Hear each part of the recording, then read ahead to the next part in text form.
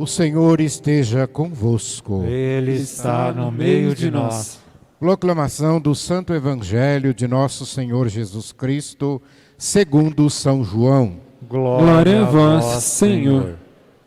Naquele tempo, disse Jesus à multidão: Ninguém pode vir a mim se o Pai que me enviou não o atrai. E eu o ressuscitarei no último dia. Está escrito nos profetas: todos serão discípulos de Deus. Ora, todo aquele que escutou o Pai e por ele foi instruído, vem a mim. Não que alguém já tenha visto o Pai, só aquele que vem de junto de Deus viu o Pai. Em verdade vos digo, quem crê possui a vida eterna. Eu sou o pão da vida. Os vossos pais comeram o maná no deserto e, no entanto, morreram. Eis aqui o pão que desce do céu. Quem dele comer nunca morrerá. Eu sou o pão vivo descido do céu. Quem comer deste pão viverá eternamente. E o pão que eu darei é a minha carne, dada para a vida do mundo. Palavra da salvação. Glória a vós, Senhor. Reverendíssimo Padre Nilci, presidente desta celebração eucarística, queridos irmãos e irmãs desta Igreja Paroquial de Santa Rita, queridos internautas que nos acompanham pela rede Santa Rita de Comunicações, pela Web Rádio Casa do Terço, Web Rádio Ativa Comunicações, pela Rádio Difusora. Prosseguindo na leitura do livro dos Atos dos Apóstolos, hoje nós temos uma belíssima passagem. Eu costumo dizer que essa passagem é uma catequese belíssima sobre o batismo, sobre o sacramento, primeiro sacramento da iniciação cristã. O sacramento que abre as portas para todos os demais. A pergunta: eis a água, o que te impede de me batizar? O eunuco, olhando para Filipe, encantado com a leitura e com a explicação que Filipe havia lhe dado, ele diz: o que impede que eu seja batizado? Esta pergunta que o eunuco fez, ela vale até hoje para milhares e milhares que desejam o batismo, mas às vezes se veem impedidos por vários motivos.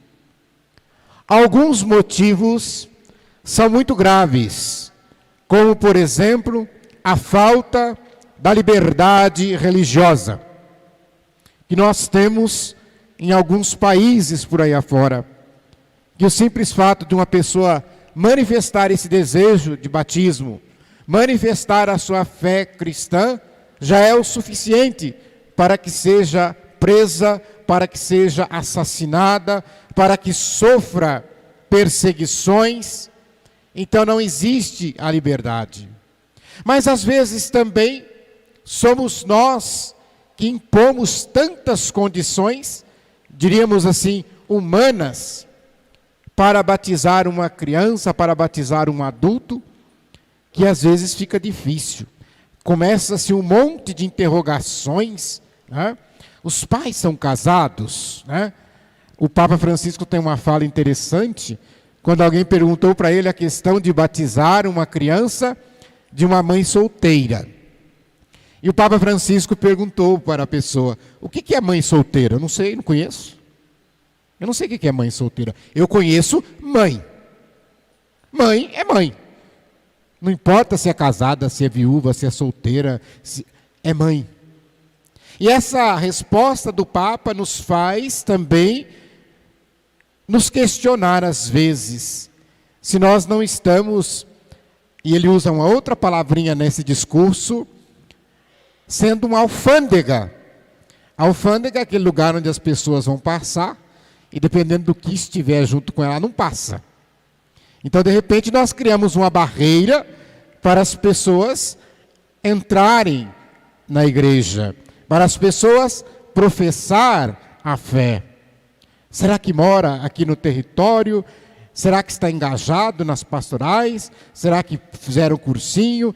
São muitas perguntas que às vezes ficam. Mas também por que essas coisas acontecem? Porque o mínimo se tem que exigir. Mas este mínimo, ele não pode ser mais importante do que a resposta de Filipe. Filipe diz para o eunuco: se crê de todo o coração, pode ser batizado. As perguntas e respostas deste diálogo não podem, é claro, restringir a formalidade ritual da cerimônia do batismo. Mas nós vemos aqui que o principal é ter fé. Não podemos, às vezes, alguns que brigam nas secretarias paroquiais, alguns que brigam com o padre, porque eles entendem, eles querem exigir que para o batismo seja quem eles queiram para ser padrinhos. E a gente precisa então entender, né, que a igreja tem esta regra, e aí a regra não contraria o evangelho, porque no batismo nós temos padrinho. É diferente, por exemplo, a gente fala padrinho, mas não é padrinho. No matrimônio não é padrinho de casamento, não, é testemunha. Então a testemunha é diferente. Agora o padrinho é aquele que tem que fazer a profissão de fé no lugar da criança, por exemplo. Porque quando é adulto, o próprio adulto faz a sua profissão de fé. Agora, no caso da criança, é o padrinho, a madrinha, o pai e a mãe. Então, vamos supor, por exemplo, se o pai e a mãe não são católicos e quiserem batizar uma criança na igreja católica, pode? O que vocês acham? Pode ou não? Pode ou não? Pode. Mesmo que o pai seja espírita, que a mãe seja protestante ou que sejam ateus, mas se eles manifestam o desejo de batizar a criança na fé católica, pode sim, ninguém pode impedir esse batismo. Agora, eles têm que escolher padrinhos que professem a fé católica. E é muito simples, se você já participou de um batismo, lá no batizado tem um momento que faz a renúncia e a profissão da fé. Então, se o pai não é católico, se a mãe não é católica, obviamente eles não vão responder, creio. Aqui na igreja católica, creio. Não, você está mentindo. Mas então o padrinho tem que crer. E o batizado, assim como todos os sacramentos, ele não é uma encenação, ele não é um circo. Que eu vou convidar alguém, chega aqui e você fala que crê só para ser batizado. Não, nós não brincamos com o sacramento. O sacramento do batismo para a igreja é uma coisa muito séria. E na passagem dos Atos dos Apóstolos, quando nós vemos esse encontro, além de tudo isso que eu falei sobre o batismo, não dá para estender muito mais, mas tem um outro ensinamento importante. Se do batismo eu disse tudo isso, a Igreja Católica respeita o batismo, ela não brinca. Quando uma pessoa é batizada numa igreja protestante, em nome do Pai, do Filho e do Espírito Santo, e depois que ele cresce, ele não quer mais ser protestante, ele quer ser católico, ele vai procurar o padre não vai batizar, porque nós não batizamos duas vezes, o batismo é um só. O que o padre vai fazer? E nós vimos nas redes sociais, né, Padre Neuci, esses dias, acho que é o arcebispo Juiz de Fora, né? Vai fazer publicamente a profissão de fé. Então ele vai chamar o adulto aqui na frente, de todo mundo, e ele vai fazer a profissão de fé. O padre vai fazer aquelas perguntas para ele. Você crê em Deus Pai, Todo-Poderoso, Criador do céu e da terra? Você crê em Jesus Cristo? Você crê no Espírito Santo? Você crê na Igreja Católica? Então ele vai professar agora a fé católica. E esta passagem bíblica também tem uma outra coisa belíssima. Quando a pergunta do Filipe, ele pergunta para o eunuco, você entende o que você está lendo? E ele estava lendo uma passagem do profeta Isaías. Olha o que o eunuco diz. Como é que eu posso entender se não tem quem me explique? E aqui então, se nós hoje saíssemos por aí a perguntar para as pessoas que leem a Bíblia, se elas entendem o que leem, eu tenho certeza que a resposta da maioria não seria diferente. E muitas pessoas desistem de ler a Sagrada Escritura, porque começa a ler, não entende nada e para. Ah, não estou entendendo nada aqui, eu vou pular esse livro, eu vou pular essa página, eu vou parar porque eu não estou entendendo nada. Então, meus irmãos, o detalhe importantíssimo aqui é falar que a nossa Igreja Católica Apostólica Romana tem uma coisa que se chama magistério. Aqui na nossa igreja ninguém pode querer pegar a Bíblia, ler e fazer interpretação livre.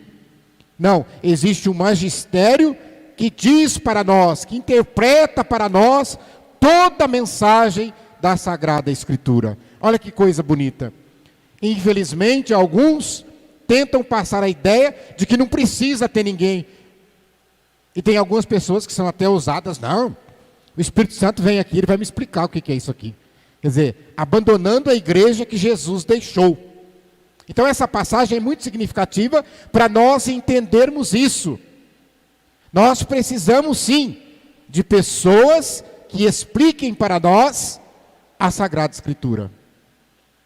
Que expliquem para nós qual é o significado. Porque os estudiosos, o padre passa lá 8 anos no seminário, depois as pessoas estudam, e para interpretar a Bíblia não é só falar, eu só fiz teologia. Para entender a Sagrada Escritura, tem que entender de arqueologia, tem que entender de geografia, tem que entender de história, tem que entender de matemática, tem que entender de literatura, tem que entender um monte de outras ciências. E Deus é a sabedoria. E Ele deixou na sua igreja, e nós temos na nossa igreja, muitas e muitas pessoas que pudessem. Imaginem vocês, se nós não tivéssemos São Jerônimo, que traduziu a Bíblia para nós. Se a Bíblia ainda estivesse toda ela em aramaico, hebraico, ou algumas partes em grego, o que nós iríamos entender? Eu, por exemplo, não entendo nada de aramaico, não entendo nada de grego. Então, quer dizer, eu preciso de alguém que entenda de línguas para traduzir para a minha língua, que é o português. Depois nós chegamos no Evangelho. E ele nos ensina que o acesso do homem a Deus tem um único verdadeiro caminho: Jesus Cristo. É único e verdadeiro por uma razão muito simples. Somente Jesus veio do Pai. E somente Ele então sabe o caminho que Ele fez para chegar até nós. Então Ele sabe o caminho de volta. Ou seja, o caminho de volta para o Pai é o mesmo caminho pelo qual Ele veio.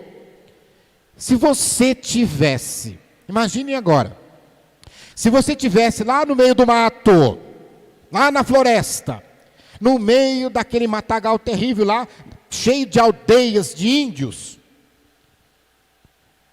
como você teria que chegar a algum lugar, você iria perguntar para um doutor em selva, para um doutor em fauna, em flora, sei lá eu o quê? Ou você ia perguntar para o primeiro índio que você encontrasse? Pensa bem. A mesma coisa, se você imaginar, ninguém contrata uma nutricionista para fazer feijoada. Contrata a cozinheira. Embora a nutricionista entenda tudo da feijoada. Olha que coisa linda. Então, Jesus é esse que pode nos ensinar. E a resposta nesse caso que parece óbvia, mas no caso de Jesus, embora também seja óbvia, muitas vezes nós recusamos seguir aquele que não só conhece o caminho, mas Ele é o caminho. Ele diz aqui hoje: eu sou o pão vivo que desceu do céu. Quem comer deste pão viverá eternamente. Olha que maravilha, que coisa linda. Lá em João 14, tem um diálogo de Jesus, e é por isso que eu gosto de São Tomé, Porque Jesus, entre os discípulos, estava tudo oriçado lá, discutindo um monte de coisa lá, dentre as quais o destino daqueles que morrem. E Jesus deu uma belíssima explicação, e todo mundo se deu por entendido. E Jesus olhou para eles e disse: vós conheceis o caminho. E Tomé olhou para Jesus e disse: eu não conheço não.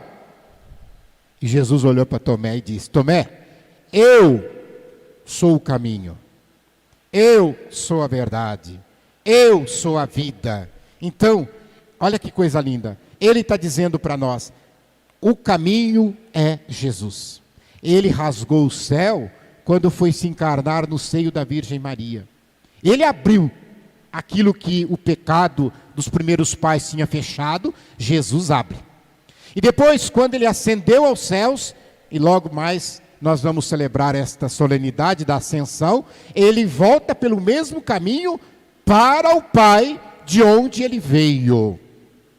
E eu concluo, lembrando palavras de Santa Teresa, que ela, usando a passagem de Mateus 25, quando ela diz, tive fome, estava nu, não tinha casa. E ela vai dizer que o pão da vida e o faminto se resume num só amor de Jesus. Compreendo a majestade de Jesus, a grandeza, porque Ele é Deus e ultrapassa a nossa compreensão. Porque Ele se faz pão da vida, a fim de que até uma criança pequena possa comer e viver.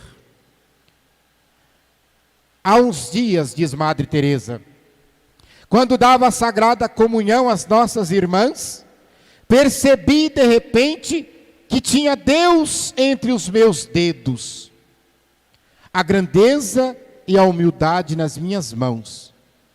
Não existe amor maior.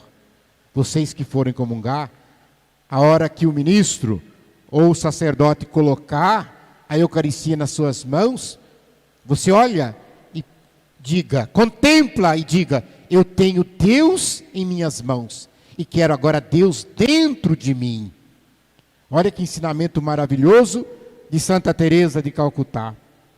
E ela diz, calculo que tenho muitas vezes a impressão de que a sua palavra, entre as suas mãos, o pão que se transforma no corpo de Jesus, o vinho que se transforma no sangue, é a maior prova desse amor. Não há maior amor que o amor do sacerdote a Cristo, Jesus, Senhor e Deus. Por quê? Porque Jesus é o sacerdote supremo. Ele é o nosso sumo sacerdote. Olha que bonito, que se fez pão e que é colocado em nossas mãos para nos dar a vida eterna. E tem muita gente que brinca com isso. Tem muita gente que comunga de qualquer jeito. Eu já vi o Padre Neuci falar um monte de vezes, né? Que até parece assim. Lá fora parece que eles acreditam às vezes mais na presença de Jesus na Eucaristia do que muitos daqueles que estão dentro da igreja. Porque às vezes vem aqui para levar, para fazer seus rituais. Então é porque acredita que Jesus está presente. Porque senão não ia usar o ritual, ou então faria lá qualquer coisa parecida com a Eucaristia, com a hóstia. Mas não, muitos tentam roubar a hóstia. Por quê? Porque acreditam na presença. Então nós, às vezes, quando vemos, e é muito triste isso, as pessoas tratarem a Eucaristia de qualquer jeito, pegar de qualquer jeito na mão, ou então, às vezes, quebrar pedacinho e dar para outras pessoas, ou então, comungar sem verdadeiramente estar sentindo o que significa aquele gesto que você está fazendo. Então que nós possamos pedir a Santa Rita de Cássia, que hoje ao sairmos dessa Eucaristia, saiamos daqui com esta convicção, saiamos daqui com essa certeza de que Jesus é o pão da vida. Nós só vamos ter vida se comermos deste pão. Louvado seja nosso Senhor Jesus Cristo, para sempre seja louvado.